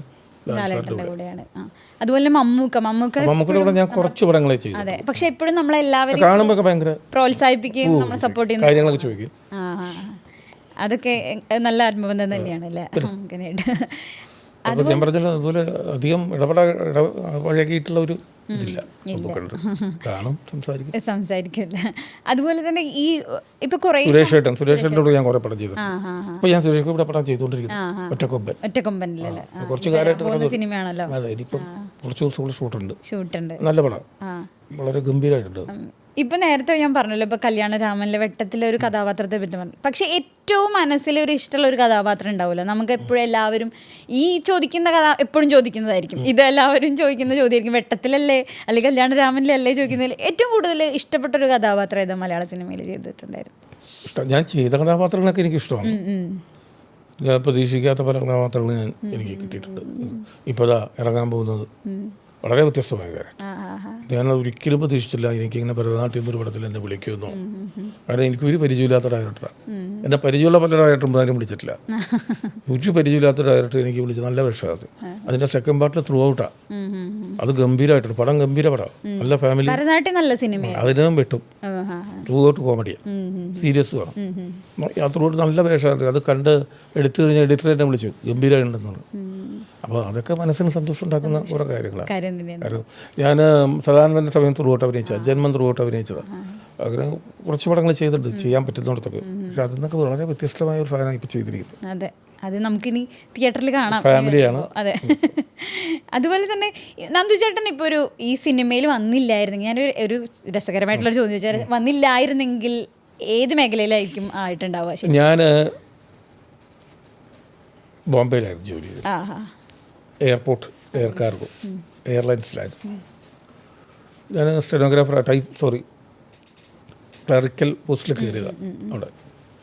എനിക്ക് വേറെ എയർലൈൻസിലേക്കൊക്കെ പെർമിഷൻ ഇത് ജോലിക്കുള്ള ഇതെല്ലാം പാൻ അമേരിക്കൻ അങ്ങനെയുള്ളതൊക്കെ ഞാൻ ടെസ്റ്റിനൊക്കെ പോയിട്ട് ഏകദേശം ഇതൊക്കെ ഓക്കെ ആയതാണ്. അതിനിടയിൽ എൻ്റെ അച്ഛൻ ജോലി ചെയ്തിരുന്നു ഇവിടെ HIL എന്ന് പറയും, DDT. അത് ഏലൂർ ഉദ്യോഗമുണ്ട് അവിടെയായിരുന്നു. അപ്പോൾ എന്നെ നാട്ടിലേക്ക് കൊണ്ടുവരണം, അവിടെ കിടക്കണ്ട, ബോംബെ ഇവിടെ ആരുമില്ലെന്ന് പറഞ്ഞ് HIL എനിക്ക് ജോലി കിട്ടാൻ സാധ്യത വന്നു. അത് എൻ്റെ ഡിഫറെൻറ്റ് മേഖല കേട്ടോ, പ്ലാന്റും കാര്യങ്ങളും രാസവളങ്ങളൊക്കെ. അവിടത്തേക്കാണ് എന്നെ കൊണ്ട്. പക്ഷെ എന്തോ യൂണിയൻ ഇടപെട്ടിട്ട് അത് നടന്നില്ല. അതെൻ്റെ ഒരു ഭാഗ്യം. അതാണ് ഇവിടെ കടന്നിരുന്നെങ്കിൽ ഒരു കൂപമണ്ടുമായിട്ട് ഇവിടെ ആയിപ്പോയാൽ. കാരണം ഈ ഷിഫ്റ്റൊക്കെ ജോലി ചെയ്ത്, അല്ലെങ്കിൽ ബോംബെയിലായിരുന്നെങ്കിൽ ഏതെങ്കിലും എയർലൈൻസിൽ ജോലിക്കാരനായിട്ട് സാധാരണക്കാരനെ പോലെ ആയിരുന്നു. അപ്പം നമുക്ക് അന്നും മനസ്സിനകത്ത് ഇതായതുകൊണ്ട് അടങ്ങിയിരിക്കാനുള്ള എനിക്ക് ഈ സ്റ്റേജ് പ്രോഗ്രാമിനോട് ഭയങ്കര താല്പര്യമായിരുന്നു. അപ്പോൾ ബോംബെ ചെന്നപ്പോൾ ഞാൻ ആദ്യം അതാണ് നോക്കിയത്. അതിൽ ഇൻട്രസ്റ്റ് വന്നപ്പോൾ ജോലിയിൽ ഉഴപ്പി. ജോലിയിൽ ഒരുപാട് കുറച്ച് ലീവ് എടുക്കലും പ്രശ്നങ്ങളൊക്കെ ആയപ്പോൾ ജോലിയിൽ പ്രശ്നങ്ങൾ വന്നു. വാണിങ്ങുകൾ ഇഷ്ടംമാതിരി കിട്ടി. എന്ത് വാണിംഗ് ഉണ്ടെങ്കിലും വൈകുന്നേരം ആയാൽ എനിക്ക് ഇരിക്കാൻ പറ്റില്ല. എന്തെങ്കിലും പറഞ്ഞ് ഞാൻ സ്റ്റേജ് മലയാളി അസോസിയേഷൻ ഒരുപാട് പ്രോഗ്രാം പിടിച്ച് വെച്ചിട്ടുണ്ടാവും. അന്ന് അഭിയുണ്ട് എൻ്റെ കൂടെ. എവിടെയെങ്കിലൊക്കെ സ്റ്റേജ് പിടിച്ചിട്ട് പോയി ചെയ്യും. വലിയ പൈസയൊന്നുമില്ല, 10 അന്നത്തെ കാലത്ത് 200 രൂപ എന്നൊക്കെ പറഞ്ഞാൽ അതൊക്കെ വലിയൊരു പൈസ തന്നെയാണ്. അപ്പം ജോലി അത് ബാധിച്ചപ്പോൾ ഒരു 6 വർഷക്കാലം ജോലി ചെയ്തു. ഇപ്പം ഞാൻ ഇവിടുന്ന് പ്ലേ ബാക്ക് സിംഗേഴ്സിനെ കൊണ്ടുപോകാൻ തുടങ്ങി. ഓർക്കസ്ട്ര ഉണ്ട് അവിടുത്തെ, തരക്കടി ഓർക്കസ്ട്ര. ഇവിടുന്ന് മാർക്കോസ്, ഉണ്ണിവേലൻ, ബിജു നാരായണൻ, അപ്സലൊക്കെ പിന്നെ പഴയ ആൾക്കാർ, MC ശ്രീകുമാർ, വേണുഗോപാൽ, സുജാത ചേച്ചി, ഇവരെയൊക്കെ ഞാനിങ്ങനെ വിളിച്ചുകൊണ്ട് പോകും ഓർക്കസ്ട്ര അവിടെ. അതിൽ ഭ്രമം വന്നു കഴിഞ്ഞപ്പോൾ ജോലി ഒന്നും കൂടെ ഉഴപ്പി. ഇനി നമുക്ക് പിറ്റേന്ന് രാവിലെ ചിന്തയായി ആ പ്രോഗ്രാം ചെയ്ത് എങ്ങനെ ജോലിക്ക് വരും. അവസാനം രണ്ടും കൽപ്പിച്ച് ഭയങ്കര സിറ്റുവേഷൻ നടക്കുന്ന ജോലിയിൽ. അത് പോകാൻ പാടില്ല, ലീവ് എടുക്കാൻ പാടില്ല, അത്രയും എക്സ്പോർട്ടിങ് കാര്യങ്ങൾ നടന്നുകൊണ്ടിരിക്കുന്നത്. എക്സ്പോർട്ട് കമ്പനിയാണ്. അന്ന് നിർബന്ധമായിട്ട് ആരും ലീവ് എടുക്കരുതെന്ന് പറഞ്ഞ് അന്ന് ഞാൻ ലീവ് എടുത്തു. KG മാർക്കോസിൻ്റെ പരിപാടിയാണ്. അത് വലിയ എൻക്വയറി ആയി, ഇഷ്യൂ ആയി. ഞാൻ കള്ള സർട്ടിഫിക്കറ്റ് കൊടുത്തു, മഞ്ഞപ്പിത്തമാണ്, അതുകൊണ്ട് വരാൻ പറ്റില്ല. അത് അവർ എൻക്വയറിക്ക് ഇട്ട് പിടിച്ചു. അപ്പോൾ റിസൈൻ ചെയ്തു. കാരണം റിസൈൻ ചെയ്തില്ലെങ്കിൽ അവർ ടെർമിനേറ്റ് ചെയ്യും. റിസൈൻ ചെയ്താൽ എന്തെങ്കിലും ശമ്പളങ്ങളും കിട്ടും. ടെർമിനേറ്റ് ചെയ്താൽ ഒന്നും തരില്ല. മാന്യമായിട്ട് റിസൈൻ ചെയ്ത് പോകുന്നു. മാന്യമായിട്ട് റിസൈൻ ചെയ്ത് പോകുന്നു. അപ്പോൾ അങ്ങനെ ഒരു ജോലി വിട്ടിട്ട് ഇപ്പോൾ ആ ഒരു അതിൻ്റെ ഒരു സ്ട്രഗ്ലിങ് കുറച്ച് കാലം ഉണ്ടായിരുന്നു. അതാ ഞാൻ ചോദിക്കാൻ വന്നത്. അതായത് ഒരു ജോലി വീട്ടിൽ വലിയ പ്രശ്നമായിരുന്നു ജോലി വിട്ടത്. അതെ, എന്തിനാ വിട്ടത്? കാരണം ഞാൻ കല്യാണം ആലോചിക്കുമ്പോൾ എനിക്ക് ജോലിയുണ്ട്, കല്യാണം കഴിക്കുമ്പോൾ ജോലിയില്ല. അത് നന്നായി. എന്തായാലും ആ കല്യാണം അല്ലെങ്കിൽ ജോലി ഇല്ലാത്ത ഒരാളാണെന്ന് ചിലപ്പോൾ സ്ഥിരം പ്രോഗ്രാമില്ലേ അവിടെ ഇഷ്ടം. ഇവിടുത്തെ പോലെയല്ല, ഡെയിലി നമ്മൾ ഹിന്ദി നടത്തും, മറാഠി നടത്തും. അതുകൊണ്ട് പ്രോഗ്രാമിന് പഞ്ഞമില്ല. പക്ഷേ പ്രോഗ്രാമിന് മാത്രമായിട്ട് കുറേ കാലം ജീവിക്കാം. കുറേ കഴിഞ്ഞപ്പോൾ അതൊക്കെ കുറഞ്ഞു. അങ്ങനെയാണ് നമ്മൾ അവിടെ നിന്ന് വിട്ടത്. പിന്നെ എങ്ങനെ ജീവിക്കുന്നുള്ള പ്രശ്നം വരുമ്പോഴാണ് ചോദ്യങ്ങൾ വന്നത്. എന്തിന് ജോലി കളഞ്ഞു, ഭാവി ഉണ്ടായിരുന്നു, എവിടെ എത്തിയേനെ, മറ്റേതോടെ മറിച്ചാണ്. ആ ഒരു സ്ട്രഗിളിങ് ഒരു 1-2 വർഷം ഉണ്ടായിരുന്നു. അത് ഒരു എന്താ ചെയ്യേണ്ടത്, തിരിച്ചിനി പോയാലോ, എവിടെയെങ്കിലും കയറിയാലോ. അപ്പം അതിൻ്റെ ഇടയിൽ ഇങ്ങനെ ഇതിൻ്റെ ഇടയിൽ ദിലീപിൻ്റെ ഇതിങ്ങനെ പോൾസ് ചെയ്തുകൊണ്ടിരിക്കുക. അന്ന് ദിലീപ് സല്ലാപത്തിൽ അഭിനയിച്ചുകൊണ്ടിരിക്കുക. ദിലീപിനെ ഇടയ്ക്ക് വിളിച്ച് ദിലീപ് പറഞ്ഞു ഞാൻ നോക്കട്ടെ പറയാം. അതും നടക്കണില്ല, ഇവിടെയും നടക്കണില്ല. നിങ്ങളിങ്ങനെ ആകെ നടന്ന് രണ്ടാമത് ഞാൻ പോകാം എന്ന് വിചാരിച്ചു. തിരിച്ച് ബോംബെക്ക് തന്നെ അവിടെ നമ്മുടെ ഫ്രണ്ട്സൊക്കെ അവിടെ ഉണ്ട്, നല്ല സെറ്റപ്പാണ്. ഞാൻ ചിലപ്പോൾ കയറും എന്നുള്ളത് പറഞ്ഞു. നോക്കാം വാന്ന് എന്ത് ചെയ്യും നിൽക്കുമ്പോഴാണ് ഒരു ദിവസം എന്നെ പെട്ടെന്ന് വിളിക്കുന്നത്. കാരണം എൻ്റെ മോഹനേട്ടനെ പരിചയപ്പെടുത്തിയിരുന്നു ദിലീപ് അതിൻ്റെ ഇടയിൽ. അപ്പോൾ പുള്ളി എപ്പോഴും ഞാൻ വരാൻ നോക്കട്ടെ, ഞാൻ നോക്കിയിട്ട് വിളിക്കാതിരുന്നു. അപ്പോൾ നിലവിലൊന്നുമില്ല, ഞാൻ നോക്കിയിട്ട് വിളിക്കാം. അപ്പോൾ അതും വിളിക്കണില്ല. 2 മാസമായി 3 മാസം. അപ്പോൾ അതൊക്കെ മറന്നു പോയി കാണുന്നത്. രണ്ടും കൽപ്പിച്ച് ഞാൻ പോകാം എന്ന് വിചാരിച്ച് നിൽക്കുമ്പോൾ വൈകുന്നേരം ഫോൺ വരുന്നു, ഫ്രീ ആണെങ്കിൽ നാളെ കയറി വരാം. അങ്ങനെയാണ് ലേലത്തിൽ. അല്ല ശരിക്കും പറഞ്ഞു കഴിഞ്ഞാൽ ആ ഒരു സ്ട്രഗ്ലിംഗ് പീരീഡ് എന്ന് പറഞ്ഞാൽ ആ ഒരു സമയത്ത് എന്ന് പറഞ്ഞു കഴിഞ്ഞാൽ മിമിക്രിയിൽ വരുന്നത് അല്ലെങ്കിൽ സിനിമയിൽ അഭിനയിക്കുന്നൊക്കെ പറയുമ്പോൾ വീട്ടിലൊക്കെ ഒരു പിന്തുണ ഇല്ലാത്തൊരു കാലഘട്ടം. ആ സമയത്ത് മിമിക്രിയും കുറഞ്ഞു, പരിപാടി കുറഞ്ഞു. അങ്ങനെയൊക്കെ ഇഷ്യൂക്കാരും ദിലീപ് സിനിമയിൽ പോയി, അബി പ്രോഗ്രാമുകളായിട്ട് പോയി, ആദർശ പോയി. നമ്മുടെ ട്രൂപ്പിൻ്റെ മെയിൻ ആൾക്കാരെ പോയി ട്രൂപ്പിന് കളി കുറഞ്ഞു. ട്രൂപ്പിന് കളി പറയുമ്പോൾ മാസത്തിൽ 1-2 ആവുകയാണ്. അതൊക്കെ ഒന്നും ചെയ്യാൻ പറ്റാത്ത അവസ്ഥയാണ്. ഗവൺമെൻറ് ട്രൂപ്പ് എന്ന് പറയുന്നത് ഞങ്ങൾ, കാരണം എല്ലാ ഗവൺമെൻറ് ഹോളിഡേഴ്സ് മറ്റു ട്രൂപ്പിനൊക്കെ നല്ല കളിയുണ്ട്. നമുക്ക് ഹോളിഡേ കളി ആളില്ല. അതും വലിയൊരു ക്രൈസിസ് ആയിരുന്നു. അത് ഒരുപാട് ക്രൈസിസ് ആയിരുന്നു. ഇവരൊക്കെ ഉണ്ടെന്ന് വിചാരിച്ച് ബുക്ക് ചെയ്ത് ഇവരില്ലാതെ പോയാൽ പ്രശ്നങ്ങൾ, അടിബഹളം, അതുകൊണ്ട് പ്രോഗ്രാം പിടിക്കാറായി. പിന്നെ അതുപോലെ തന്നെ അന്നത്തെ ഒരു പ്രൊഡക്ഷൻ കൺട്രോളും ജോലിയും അല്ലെങ്കിൽ ഇപ്പോഴുള്ള സിനിമകളിലെ ഒരു ജോലിയും നമ്മൾ നോക്കുകയാണെന്നുണ്ടെങ്കിൽ എങ്ങനെയായിരുന്നു? അത് രണ്ടും വെച്ച് നോക്കുമ്പോൾ ഏതായിരുന്നു കുറച്ചും കൂടി കൂടുതൽ കംഫർട്ടബിൾ ആയിട്ടുണ്ടായിരുന്നു? കംഫർട്ട് ഇപ്പോഴല്ലേ? ഇപ്പോൾ തന്നെയാണ്. അന്ന് A to Z അല്ല, അന്ന് മൊബൈലില്ലല്ലോ. അതെ. പിന്നെ ഈ നെഗറ്റീവ് മദ്രാസിലാണ് കൂടുതൽ. കേരളത്തിൽ ഒരു പണിയില്ലല്ലോ. ഷൂട്ടിംഗ് തന്നെ അവിടെ കേരളത്തിൽ വളരെ കുറവാണ്. എല്ലാം മദ്രാസിലെ സ്റ്റുഡിയോയിൽ. അപ്പോൾ A to Z സാധനം അവിടെ ഓരോ സ്റ്റുഡിയോയിൽ കയറി ഇറങ്ങി അവിടെ ചെന്ന് ഇവിടെ എല്ലാം അന്യനാട്ടിലല്ലേ. ഇവിടുന്ന് കയറ്റി വിടുന്നു, ട്രെയിനിൽ പോകണം. ഇവിടെ ഷൂട്ടിംഗ് ആയപ്പോഴും എല്ലാം അവിടുന്ന് വരണം. അത് ഭയങ്കര മൊബൈലില്ലാതെ നമ്മൾ എന്തോരം പണം വർക്ക് ചെയ്താൽ. അത് ഒരു ആർട്ടിസ്റ്റ് പുറപ്പെട്ടു എന്ന് വീട്ടിൽ നിന്ന് വിളിക്കുമ്പോഴേ അറിയില്ല, പുറപ്പെട്ടു എന്നറിയാം, എവിടെ എത്തിയെന്നറിയില്ല. തപാലയക്കുന്നൊക്കെ പണ്ട് പറയുന്നത് കിട്ടുന്ന പോലെ അല്ല. നമ്മൾക്കിപ്പോൾ തന്നെ അല്ലാതെ തന്നെ ഞാനൊക്കെ വർക്ക് ചെയ്യുമ്പോൾ തന്നെ ലേലമൊക്കെ വർക്ക് ചെയ്യുമ്പോഴും പത്രം വർക്ക് ചെയ്യുമ്പോഴും ഒക്കെ ആർട്ടിസ്റ്റുകൾ പുറപ്പെട്ടു പോകുന്ന നമുക്ക് രാവിലെ വിളിക്കുമ്പോൾ, വീട്ടിൽ വിളിക്കുമ്പോൾ ചിലപ്പോൾ ഒരു ഹസ്ബൻഡ് ഒരു വൈഫോ ചേച്ചി ആരെങ്കിലും പറയും ആ രാവിലെ ഇറങ്ങിയിട്ടോ എന്ന് പറയും. അത് എവിടെ എത്തി എപ്പോൾ എത്തും എന്നുള്ളത് നമ്മുടെ മനസ്സിലൊരു കാൽക്കുലേഷനാണ്. ഇപ്പം അങ്ങനെയല്ലോ, എവിടെ എത്തി, ആലപ്പുഴ കഴിഞ്ഞു. ഇപ്പം അത് പണ്ട് അതില്ലല്ലോ. അപ്പം ശരിക്കും പറഞ്ഞു കഴിഞ്ഞാൽ ഇപ്പം തന്നെയാണ് കുറച്ചും കൂടി സൗകര്യം. പണ്ട് നമ്മളൊരു മനക്കൂട്ടായിട്ടെല്ലാം നടത്തണം. 4:30 മണിക്ക് എത്തിയാൽ 5 മണിക്ക് ആ ഷോട്ട് എടുക്കാം. അപ്പോൾ ചിലപ്പോൾ 3 മണിക്ക് എത്തും, ചിലപ്പോൾ 7 മണിയാവും എത്താൻ. എല്ലാം കയ്യിൽ നിന്ന് പോയി. എന്നിട്ട് സമയത്തിന് തീർത്തിട്ടുണ്ട് അന്ന്. ഇന്ന് ഇത്രയും സൗകര്യം ഉണ്ടായിട്ട് സമയത്തിന് അത് ശരിയാണ്. അതൊരു സത്യാവസ്ഥയായിട്ടുള്ള കാര്യം നടന്നിട്ടില്ല. 2 തരത്തിൽ നോക്കുകയാണെന്നുണ്ടെങ്കിലും അതിൻ്റെതായിട്ടുള്ള ഒരു മെറിറ്റ്സും ഡിമെറിറ്റ്സും ഉണ്ട് എന്ന് വേണമെങ്കിൽ പറയാം. പിന്നെ അന്ന് ഒരു ഫെസിലിറ്റി ഇല്ലാതെ സമയത്തിന് പടങ്ങൾ തീർത്തിട്ടുണ്ട്. വന്നിട്ടും സമയത്തിന് തീർക്കാതെയും ബ്രേക്ക് ചെയ്തും ഒക്കെ. അപ്പോൾ സൗകര്യങ്ങൾ കൂടുമ്പോൾ ആൾക്കാർ മടി. ഇപ്പോൾ കുറച്ച് നാൾ മുൻപ് എന്ന് പറഞ്ഞാൽ മലയാള സിനിമയിൽ കുറേ പ്രതിസന്ധികളിലൂടെ കടന്നു പോയിട്ടുണ്ടായിരുന്നു. ഇപ്പോൾ ഹേമ കമ്മിറ്റി റിപ്പോർട്ടായാലും അല്ലെങ്കിൽ പ്രൊഡ്യൂസേഴ്സ് അസോസിയേഷൻ്റെ പ്രശ്നങ്ങളൊക്കെ ഉണ്ടായിരുന്നു. അപ്പോൾ ഒരു പ്രൊഡക്ഷൻ കൺട്രോളർ എന്ന നിലയിൽ ഇതിനൊക്കെ എങ്ങനെയാണ് നോക്കിക്കാണുന്നത് ശരിക്കും പറഞ്ഞാൽ ഈ പ്രശ്നങ്ങളൊക്കെ? പ്രൊഡ്യൂസേഴ്സ് അസോസിയേഷൻ്റെയൊക്കെ അവരായിട്ട് സംസാരിച്ച് തീർത്ത് പോകുന്ന അവരാവശ്യങ്ങൾ, ഒരു പ്രൊഡ്യൂസർക്ക് ഒരു എല്ലാ ആവശ്യങ്ങളും അംഗീകരിക്കില്ലല്ലോ. അവർ പണം മുടക്കി പിടിക്കുന്നതല്ലേ. അവരൊരു പരിധിയിൽ വയ്ക്കില്ല. ആ പരിധി വിടാൻ അവർക്ക് ബുദ്ധിമുട്ടുണ്ടാവും. അവർ ഈ പറയുന്നവരുടെ പൈസ പലിശക്കെടുത്തും പണയം വെച്ചൊക്കെ ആയിരിക്കും മദ്രാസിൽ നിന്ന് അവിടെ നിന്നൊക്കെ ഫണ്ടെടുത്തൊക്കെ ചെയ്യുന്നതല്ലേ. അപ്പം എല്ലാ ആവശ്യങ്ങളും അവർ അംഗീകരിക്കില്ല. നമ്മൾക്കും നമ്മുടെയും കുറേ ആവശ്യങ്ങളില്ല, അതും പറയണ്ടേ. അപ്പോൾ അതെല്ലാം ഡിസ്കസ് ചെയ്ത് ഒരു മേശയ്ക്കകത്ത് തീർക്കാവുന്ന പ്രശ്നങ്ങളില്ല. അത് വെറുതെ ചിലവർ ഉദിപ്പിക്കി തീർത്തതാണ്. ഹേമ കമ്മീഷൻ എന്നൊക്കെ പറഞ്ഞാൽ അതിപ്പോൾ ഇങ്ങനെ അതിപ്പോൾ എല്ലാം കഴിഞ്ഞ് നിർത്തി. അത് ഈ ഓരോരുത്തരും ഓരോ രീതിയിൽ. നമ്മളെ ഗവൺമെൻറ് എന്ന് പറഞ്ഞു കഴിഞ്ഞാൽ 5 വർഷം മുമ്പ് പറഞ്ഞു കേട്ട് ശിക്ഷിക്കാൻ നിൽക്കുന്നു. എന്താണ്? അല്ല, നിങ്ങളിതൊക്കെ നേരിട്ട് കാണുന്നതുകൊണ്ട് ഞാൻ ചോദിച്ചു എന്ന് മാത്രമേ ഉള്ളൂ. അല്ലെങ്കിൽ നിങ്ങൾ ഇത് ഇത്തരതരം കാര്യങ്ങളിലൂടെയൊക്കെയാണല്ലോ കടന്നുപോയി. പക്ഷെ ആ കടന്നുപോയി എന്ന് മാത്രം. പിന്നെ അവർ പറയുന്നത് സ്ത്രീ സുരക്ഷ വേണം, നല്ല കാര്യമല്ലേ. സ്ത്രീകൾക്ക് സുരക്ഷ വേണ്ടേ. നമ്മുടെയൊക്കെ പടങ്ങളിൽ അത് നോക്കിയിട്ടൊക്കെ ചെയ്യുള്ളൂ. അതെ, ഒരു സമയത്ത് ഇപ്പോൾ എന്ന് പറഞ്ഞാൽ ഇപ്പോൾ ഈ കാരവാൻ ആയാലും ബാത്റൂം സൗകര്യങ്ങളൊക്കെ അതൊക്കെ തരത്തിൽ മാറ്റങ്ങൾ ശരിക്കും വന്നിട്ടുണ്ട്. കാരവൺ സൗകര്യം നല്ലതാണ്. ഇപ്പോൾ പണ്ട് ആ സൗകര്യം ഇല്ലായിരുന്നു. പണ്ട് നമ്മൾ എവിടെയെങ്കിലും ഷൂട്ടിംഗ് സെക്രട്ടറിയിൽ ഏതെങ്കിലും വീട് കണ്ടുപിടിച്ച് അവിടെ അനുവാദം വാങ്ങി ആ വീട്ടുകാരൻ ചിലപ്പോൾ ഉച്ച കഴിഞ്ഞാൽ അവൻ്റെ സ്വഭാവം മാറി അവിടെ നിന്ന് ഇറങ്ങി കൊടുക്കും വേണം. കാരണം നമ്മൾ ചെന്ന് പറയുന്ന പോലെയല്ല നമ്മുടെ ആൾക്കാർ കുറേ അധികം പേര് പറയാൻ പറ്റില്ല ആരെയൊന്നും. അതിനൊരു വാടക പറഞ്ഞ് അങ്ങനെയൊക്കെ ആയിരുന്നു. ഇപ്പോൾ അതല്ലല്ലോ. ഇപ്പോൾ കാരവണായ പിന്നെ വലിയ മാറ്റം വന്നിട്ടുണ്ട്. ഔട്ട്ഡോർ ഷൂട്ട് ചെയ്യുമ്പോൾ കാരവൺ മസ്റ്റാണ്. ഇപ്പോൾ കാരണം എല്ലാ സ്ഥലത്തും ഈ ഫെസിലിറ്റി കിട്ടില്ല.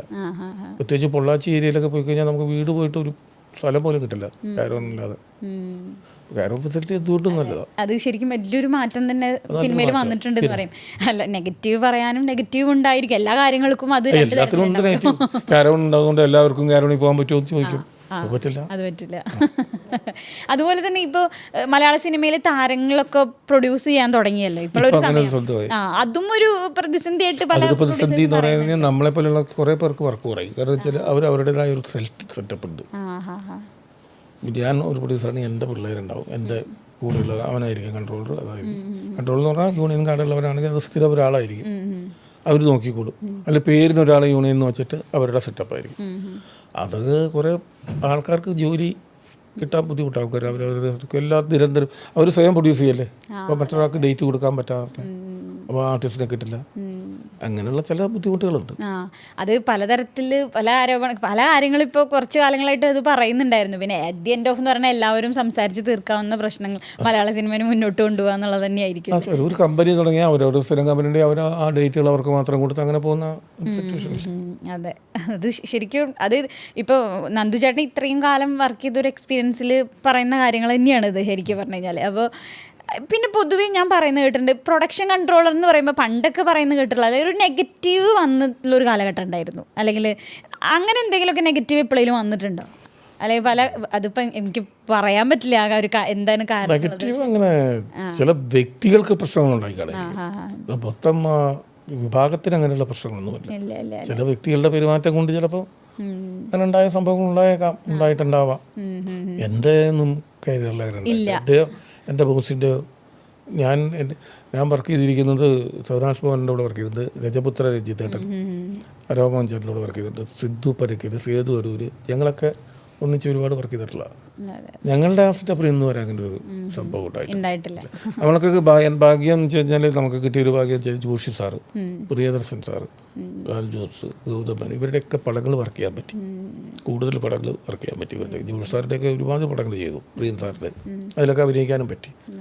അതൊക്കെ ഒരു നല്ല സെറ്റപ്പിൽ പോകുന്ന ഇതല്ലേ. ബാക്കിയുള്ളവർ ചീത്ത സെറ്റപ്പിൽ പോകുന്നതല്ല. അതുകൊണ്ട് അങ്ങനൊരു ഇതുവരെ. അപ്പോൾ ജോഷി സാറൊക്കെ ഒരു മേഖലയിൽ വന്നപ്പോൾ തന്നൊരു ഉപദേശം എന്തായിരിക്കും? അല്ല, സാറങ്ങനെ ഉപദേശമുണ്ട്. സാറിനൊരു കൺസെപ്റ്റ് ഉണ്ട്, സാറിൻ്റേത് ഒരു യൂണിറ്റി ഉണ്ട്, ഒരു ഡിസിപ്ലിൻ ഉണ്ട്. അതിനകത്ത് നിൽക്കുന്നവരെ സാർ കൂടെ നിർത്തും. ഉപദേശിക്കലൊന്നുമില്ല. ഉപദേശം ചിലപ്പോൾ എന്താ ഒരുപാടൊക്കെ പറയാം, കുറേ കാലം അതിലാണ് ജോലി ചെയ്യാൻ തുടങ്ങിയത്, പഠിച്ചില്ലേന്ന് ചോദിക്കും. അല്ലാതെ ഉപദേശിച്ചൊന്നുമില്ല. പുള്ളി അതിനുള്ളൊരു നമ്മൾ കണ്ട് പെരുമാറിക്കോളാം. അങ്ങനെയുള്ളവരെ പുള്ളി കാണും. അതെ, അപ്പോൾ എത്രയോ ലെജൻഡറി ഡയറക്ടേഴ്സിൻ്റെ കൂടെ വർക്ക് ചെയ്തിട്ടുള്ള ഒരാളാണ്. ഇപ്പം നേരത്തെ പറഞ്ഞല്ലോ മിമിക്രി ഒക്കെ ചെയ്തിട്ടുണ്ടായിരുന്നു. ഏത് ഐറ്റായിരുന്നു കൂടുതൽ ചെയ്തത്? ഞാൻ കൂടുതൽ ഈ സ്കിറ്റുകളാണ് കളിച്ചിരുന്നത്. ആർട്ടിസ്റ്റ് ഇമിറ്റേഷൻ ഒന്നും ഇല്ലായിരുന്നു. അല്ലെങ്കിൽ അത് ചെയ്യിക്കാൻ പറയാമായിരുന്നു ഞാൻ. അപ്പോൾ ഇപ്പോഴത്തെ ഒരു മലയാളത്തിലെ ഒരു സുവർണ്ണ കാലഘട്ടത്തെക്കുറിച്ച് അല്ലെങ്കിൽ മലയാള സിനിമയുടെ ഒരു മാറ്റത്തെയൊക്കെ കുറിച്ചൊക്കെ ഞാൻ എന്താണ് പറയാനുള്ളത്? മലയാള സിനിമയ്ക്ക് എന്ത് മാറ്റമൊന്നും പറയാനായിട്ട് എന്ത് മാറ്റം എന്ന് പറഞ്ഞു കഴിഞ്ഞാൽ ഇപ്പൊ പാൻ ഇന്ത്യൻ ലെവൽ എന്ന് വേണമെങ്കിൽ പറയാം.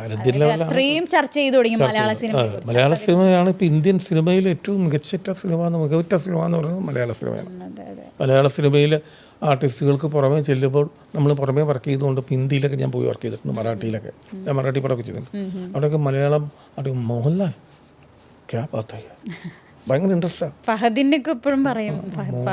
അവർക്ക് എന്നോട് ചോദിച്ചിട്ടുണ്ട്, മിലൻ ഗുരാജി എന്ന് പറഞ്ഞ മറാഠി ആർട്ടിസ്റ്റാണ്, ഫേമസാണ് ഈ മറാഠിയിൽ വലിയ. അത് അദ്ദേഹത്തിൻ്റെ ഒരു പടം ഞാൻ ചെയ്തു മറാഠിയിൽ. ചെയ്തുകൊണ്ടിരിക്കുമ്പോൾ പുള്ളി എന്നോട് സ്നേക്ക് ആൻഡ് ലാഡർ എന്നാണ് പടത്തിൻ്റെ പേര്, എൻ്റെ മലയാളം കലാഭവമണിയാണ്. ചെയ്തുകൊണ്ടിരിക്കുമ്പോൾ അങ്ങനെ സംസാരിച്ചു, എനിക്ക് ഹെൽപ്പ് കരേഗ ഏക് ഹി മൂവി മോഹൻലാൽ കെ സാത്ത്, ഒരു പടം എനിക്ക് ലാൽ സാർക്ക് സാത്ത് ശരിയാക്കി തരാമോ. കാരണം അത്രമണ്ട് മലയാളി ആർട്ടിസ്റ്റുകളെ ഒരു മലയാളം മൂവി, മലയാളം സ്റ്റോറി. അത് മലയാളത്തിന് പറ്റിയൊരു മാറ്റമാണ്. അതാണ് ഞാൻ കിട്ടിയ മാറ്റമാണ്. അതായത് ഇത്രയും എല്ലാവരും ചർച്ച ചെയ്യാന്ന് പറയുമ്പോൾ മലയാള സിനിമ എന്ന് പറഞ്ഞാൽ അത്രയും ഒരു ലെവൽ അങ്ങനെ മാറിക്കൊണ്ടേയിരിക്കുകയാണ്. മലയാള സിനിമയ്ക്ക് ഭയങ്കര ലെവൽ മാറ്റി. നല്ല സബ്ജക്റ്റുകളാണ് എല്ലാവർക്കും. മലയാളം പിന്നെ നമ്മുടെ ആർട്ടിസ്റ്റുകളെല്ലാം നല്ല ആർട്ടിസ്റ്റുകൾ. ഇപ്പോൾ പുതിയ ന്യൂ ജനറേഷൻ ആണെങ്കിൽ തന്നെയും മിടുക്കന്മാരാ പിള്ളേരൊക്കെ. പിന്നെ ന്യൂ ജനറേഷൻ്റെ ഏറ്റവും വലിയ പ്രശ്നം വെച്ചാൽ ഫോൺ എടുക്കില്ല. അതാണ് ഏറ്റവും വലിയ പ്രശ്നം. കുറേ പേര്, എല്ലാവരും ഇല്ല, എത്ര വിളിച്ചാലും ഫോൺ എടുക്കില്ല. അതാണ് നമുക്ക് കിട്ടാവുന്ന ഏറ്റവും വലിയ ബുദ്ധിമുട്ട്. ഒരു കാര്യം കമ്മ്യൂണിക്കേറ്റ് ചെയ്യണം. ഒരു മാനേജറെ വിളിച്ചാലും മാനേജർ വിളിപ്പിക്കാന്ന് പറയും, അതൊന്നും നടക്കില്ല. അങ്ങനെ എത്രയോ സിനിമകൾ നീട്ടിപ്പോകുന്ന കാര്യങ്ങളുണ്ട്. നമുക്ക് ടെൻഷനായിട്ട് നമുക്ക് പിന്നെ വേറെ ആർട്ടിസ്റ്റിനെ തപ്പാലും പിടിക്കാനും ഒരു കൺഫർമേഷനും കിട്ടാതെ ഇതൊക്കെ പിന്നെ നേരിട്ട് കാണുമ്പോൾ അത് കഴിയട്ടെ ഞാൻ വിളിച്ചോളാം. ഫോണെടുക്കുക. നമ്മളിപ്പോൾ നിങ്ങൾ എന്ത് ടെൻഷൻ ഉണ്ടായിരുന്നു, കാശ് കോടികൾ കട കൊടുക്കാണ്ട്, നിങ്ങൾക്ക് ഒരുപാട് പ്രശ്നങ്ങളുണ്ട്, നിങ്ങളെ വിളിക്കുന്നു, ഫോൺ എടുത്ത് കാര്യം പറഞ്ഞോളൂ. നിങ്ങളുടെ ടെൻഷനും പകുതി തീരും, നമുക്കുള്ള ടെൻഷനും പകുതി. അതിന് കാശില്ലാഞ്ഞിട്ടാണ് തരാമെന്ന് പറഞ്ഞല്ലോ, ചിലപ്പോൾ ഇല്ലാഞ്ഞിട്ടായിരിക്കും. ഇത് എടുക്കാതിരിക്കുമ്പോഴാണ് നമുക്ക് ദേഷ്യം കയറുക. എപ്പോഴും ഫോൺ എടുക്കണം, ഫോൺ എടുത്ത് ഉത്തരം. ഏത് പ്രശ്നമായാലും നിങ്ങൾ ടെലിഫോണിൽ വിളിച്ച് കഴിഞ്ഞാൽ അയ്യോ വിളിക്കണ്ട, ഞാൻ എന്ത് പറയും, ഇവിടുത്തെ കാര്യം പറയാം. അല്ല, അത് ശരിക്കും പറഞ്ഞു കഴിഞ്ഞാൽ നമുക്ക് സിനിമയിൽ മാത്രമല്ല, നമ്മൾ ഒരു ഡെയിലി ലൈഫിൽ അതന്നെ ഫോൺ എടുത്തില്ല അല്ലെങ്കിൽ ഫോൺ വിളിച്ച് കട്ട് ചെയ്ത് ബിസിയാണ്. ലൈഫിലെ കാര്യം പറഞ്ഞത്, സിനിമ മാത്രമല്ല, സിനിമയിൽ ചിലവർ മാത്രമാണ് എടുക്കാത്തുള്ളൂ. ചിലരൊക്കെ എടുക്കും, പഴയ ആൾക്കാർ എപ്പോഴും എടുക്കും. അതാണ് അവരുടെ ഒരു മാറ്റം എന്ന് പറയണത്. ശരിക്കും ഞാൻ ഉദാഹരണം മധുസാരൊക്കെ ഉള്ള പണ്ട് ഞാൻ എന്തെങ്കിലും ആവശ്യത്തിനൊക്കെ വിളിച്ചിട്ട് കുറച്ച് കഴിയുമ്പോൾ തിരിച്ച് വിളിക്കും, ആരാ വിളിച്ചത്, എന്തായിരുന്നു. അതങ്ങനെ ചോദിക്കേണ്ട ആവശ്യമില്ലല്ലോ, വിട്ടുകളെ ചിലപ്പോൾ വേണ്ട ആവശ്യമില്ലെന്ന് വിചാരിക്കുന്നുണ്ടായിരിക്കും. പക്ഷെ അതാണ് ഏറ്റവും വലിയൊരു മാന്യത എന്ന് പറയുന്നത്. സത്യം പറഞ്ഞു ജനാർദ്ദനോട് പൊന്നമ്മ ചേച്ചിയൊക്കെയുള്ള സമയത്ത് അദ്ദേഹം നമ്മൾ വിളിച്ചിട്ടുണ്ടെങ്കിൽ ഉച്ചയാകുമ്പോൾ എന്നെ വിളിച്ചിരുന്നല്ലോ, എന്തായിരുന്നു, തിരിച്ചൊരു അന്വേഷണം എന്ന് പറയുന്നത് അല്ലേ. പിന്നെ അതുപോലെ ഇപ്പം നേരത്തെ പറഞ്ഞ പോലെ നിരവധി പ്രതിസന്ധികളെ പറ്റി പറഞ്ഞല്ലോ. അതുപോലെ തന്നെ ഒരു ലഹരി അല്ലെങ്കിൽ ലഹരി പ്രശ്നങ്ങൾ അല്ലെങ്കിൽ മലയാള സിനിമയിൽ സിനിമയിൽ മാത്രമല്ലല്ലോ, അത് ശരിയാണ്. നിങ്ങൾ എന്താ പറ്റുന്നറിയാമോ, ഈ പ്രൊജക്റ്റ് നിൽക്കുന്ന സംഭവത്തെ അങ്ങ് വഷളാക്കുക. സിനിമ കുറച്ച് ഇതായാലും സെലിബ്രിറ്റികളുടെ സ്ഥലമാണ്. അപ്പം അവിടെ കയറി മേയുക, എന്നിട്ട് അവർ ഇല്ലാത്ത കുറ്റങ്ങൾക്ക് കഞ്ചാവില്ലാത്ത സ്ഥലം എല്ലാ വൃത്തിയോടും എല്ലായിടത്തും ഇട്ട്. പക്ഷെ എല്ലായിടത്തും അതിന് അത് വേണമെന്നല്ല ഞാൻ പറയണേ, കൺട്രോൾ ചെയ്യണം, നിയന്ത്രിക്കണം, ഒഴിവാക്കണം. സിനിമ മാത്രം അങ്ങനെ പഴിയാനത്. സിനിമയാണല്ലോ, സിനിമയിലൂടെ പറഞ്ഞാലാണ് അത് പുറത്തെത്തുന്നുള്ളൂ. സിനിമയിലൂടെ പറയല്ലോ, ഇത് സിനിമാക്കാരെ ആക്കുകയാണല്ലോ. അതല്ലേ അതാണ് ചിലപ്പോൾ അത് കണ്ടിട്ട് പോലും ഉണ്ടാവില്ല, അല്ലെങ്കിൽ ഇത് എപ്പോഴെങ്കിലും ഒന്ന് പെട്ടിട്ടുണ്ടാവും. അത് ലഹരി നല്ലതല്ല, ലഹരി വിമുക്തമാണ്, ലഹരി പാടില്ല. പ്രത്യേകിച്ച് ഈ പറയുന്ന പിള്ളേരെല്ലാം ഇപ്പോൾ ഈ ക്രിമിനൽ എല്ലാം ഇത് ചേർന്നിട്ടല്ല വരുന്നത്. കഞ്ചാവായാലും ഇന്ത്യയുമായാലും എല്ലാം. അത് സിനിമയിൽ ഉണ്ടോ എന്ന് ചോദിച്ചാൽ എനിക്കറിയില്ല. ഞാനിതുവരെ എൻ്റെ പ്രൊജക്റ്റിൽ അങ്ങനെ ഭരിക്കുന്നവർ വന്നിട്ടില്ല. ഉണ്ടായി കാണാൻ അങ്ങനെയൊക്കെ വാർത്തകളിൽ കൂടെ വന്നിട്ടുണ്ട്. അതായത് സിനിമയെ ബാധിക്കുമ്പോഴാണല്ലോ ഈ പ്രശ്നങ്ങളൊക്കെ വരുന്നത്. അല്ലെങ്കിൽ പല പ്രശ്നങ്ങളും പല നടന്മാരുടെ പേരിലോ നമ്മൾ കേട്ടിട്ടുണ്ടായിരുന്നതാണ്. ലേറ്റായി വരുന്നതും അല്ലെങ്കിൽ സിനിമയിൽ പ്രശ്നം ഉണ്ടാകും, ദേഷ്യപ്പെടുന്നു, അല്ലെങ്കിൽ അകാരമായിട്ട് കുറേ പ്രശ്നങ്ങൾ ഉണ്ടാക്കുന്നു എന്നുള്ള തരത്തിലൊക്കെ വരാറുണ്ട്. അതാണ് ഞാൻ ചോദിച്ചത്, അങ്ങനെ എന്തെങ്കിലുമൊക്കെ കണ്ടിട്ടുണ്ടായിരുന്നു എപ്പോഴും? ഇല്ല ഇല്ല ഇല്ല, നമ്മളങ്ങനെ ഒരു സെറ്റപ്പിലൊന്നും വന്നിട്ടില്ല ഇതുവരെ. അറ്റ് ദി എൻഡ് ഓഫ് സിനിമയെ ബാധിക്കരുത്, അത്രേ ഉള്ളൂ. അത് സിനിമയെ ബാധിക്കരുത്. സിനിമയിൽ കുറേയൊക്കെ പബ്ലിസിറ്റിയാണ്, അതാണ് ഇതാണ്, പകുതി പോലും ഉണ്ടാവില്ല. അതുകൊണ്ട് ഇതിൻ്റെ ഇടയിൽ അതൊരു മാർക്കറ്റിംഗ് തന്ത്രം കൂടി ആയിരിക്കാം. എന്തുണ്ടെങ്കിലും സിനിമാക്കാരുടെ മാർക്കറ്റിംഗ് വരിക എന്നുള്ളൊരു, അതുകൊണ്ട് സിനിമയ്ക്ക് ദോഷമൊന്നും ഉണ്ടായിട്ട് അങ്ങനെ പല പേപ്പറിലൊക്കെ കാണുന്ന ന്യൂസ് തന്നെ ഞാനും വായിക്കുന്നു.